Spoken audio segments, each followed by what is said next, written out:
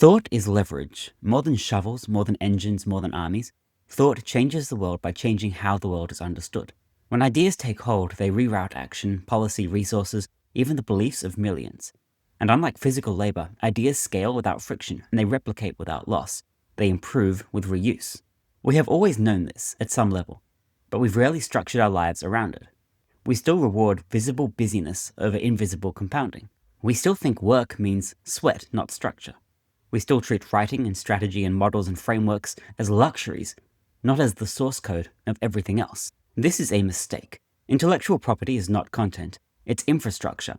It is the lever Archimedes dreamt of, but it doesn't need a planet-sized fulcrum. A single, well-placed idea, made legible and shareable, can move anything. We still live, culturally, politically, and economically, as if work must be hard to be valuable. This is not a new idea. The Protestant work ethic held that labor was evidence of virtue. But in the modern age, we dress this up in garbage.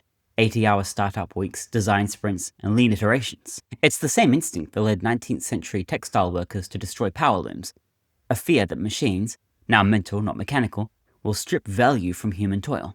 But inverting that assumption unlocks a new axis. When Naval says that code and media are permissionless leverage, he's restating what the Medici discovered through patronage, what Gutenberg discovered through type, what Darwin discovered through careful publishing. Intellectual property leverages time because it keeps working even when you're asleep. It leverages capital because once created, it costs nothing to replicate. And it leverages attention because one good idea, circulated at scale, can change reputations, industries, and empires. Consider an example from software. Git. Linus Torvalds built it in 2005 to manage changes in Linux. But what he really created was a version control ideology. Git is more than code, it's a worldview. Decentralized, collaborative, and open. And from it spawned GitHub, later acquired for $7.5 billion, hosting the intellectual labor of millions. Or think smaller. A niche newsletter writer with 5,000 true fans paying $10 a month is $50,000 a month of leverage built entirely on thought. Not on factories, not on distribution deals, on writing. As the internet continues to flatten gatekeeping structures, the marginal cost of reaching one more person approaches zero. If you are a sufficiently clear thinker, and you document your thought in a form others can use or reuse, you have an asymmetrical tool of leverage creation. This is a model, and models can be refined. You can write a single viral essay and change your career, or you can write 100 steady pieces and become unavoidable.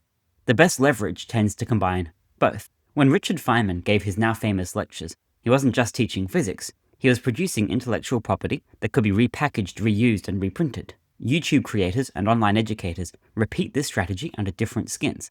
They publish once, and they earn forever. The physics is different from mass-produced goods, but the economics are superior. A well-made video or course or essay never retires. It simply keeps on giving. There's a reason investors favor software and IP-rich businesses. Profit margins are higher, and unit economics trend toward magic. But individuals can play this game too. You don't need to IPO to own your work. A well-designed database schema, a unique editorial voice, a PDF that's so useful it gets downloaded in quiet backrooms across industries, these are levers. In 1710, the British Parliament passed the Statute of Anne, the world's first real copyright law. It explicitly defined authors as the originators of property that could be owned and traded. Before that, the Stationers' Company controlled publishing through a quasi-feudal guild structure. But the statute reframed intellectual labor as legally defensible and economically independent.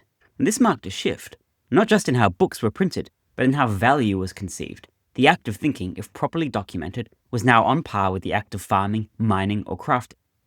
Over the next centuries, this blossomed into patents, trademarks, and the world we now recognize as idea first. But while the legal infrastructure advanced, the cultural habits lagged. Schools still reward rote memorization. Managers still valorize visible, busy work. Founders still confuse speed with impact. We reward output, not leverage, and so many of the most powerful tools remain underused. Every new field begins with a land grab. When the blogosphere was young, people like Paul Graham and Cory Doctorow claimed enormous territory simply by writing online. When crypto took off, the most influential voices were the earliest, clearest explainers. Intellectual property behaves like real estate in that way. First movers, even if wrong, often win attention and optionality. Not forever, but long enough to establish authority. But unlike real estate, intellectual property is replicable. There's no scarcity of square footage. There is only scarcity of clarity. This is why writing well and explaining clearly has such enormous payoff. Every original concept you publish is a pin in the global map of understanding. and if others begin to orient around it, your returns are exponential, your name gets cited, your work becomes foundational, and your leverage grows. But most people never even start. There is a deep, almost evolutionary fear of publishing our ideas. The moment we write or record or share, we make ourselves vulnerable to criticism. But criticism is the price of scale. Shakespeare's folios survived in part because he tolerated the slings of critics and rivals. Charles Darwin hesitated for years before releasing On the Origin of Species for fear of social backlash. And yet, once released, these works endured. They became levers of culture. Darwin's ideas outlived Victorian norms.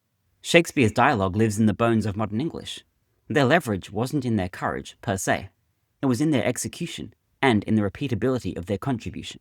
In a networked world, the cost of publishing is vanishing, but the courage gap remains. If you can bridge it, you possess an edge over millions. So what does infinite leverage look like in practice? It's a founder who documents their internal strategy memos and publishes them, attracting investors and recruits. It's a teacher who turns their curriculum into a digital course, accessible across borders. A researcher who posts working notes triggering unexpected collaborations. A designer who systematizes visual decisions into a toolkit used by other creatives. Each of these actions turns thought into artifact, and each artifact becomes a node in a larger network of idea diffusion. Some die quietly, others explode, but each builds a lattice and each can compound. Archimedes wanted to move the earth, but he never had access to the tools we do now. A single post can reach millions. A clever idea, structured well, can replace months of persuasion. A single spreadsheet can coordinate and shape thousands of decisions. And a single name, attached consistently to quality thought, can create reputational gravity that no algorithm can disrupt. So write, diagram, publish, code, record, simplify, package, share. Not for vanity, for scale. The physical world is zero-sum. Intellectual work isn't. And the longer your lever, the further your reach.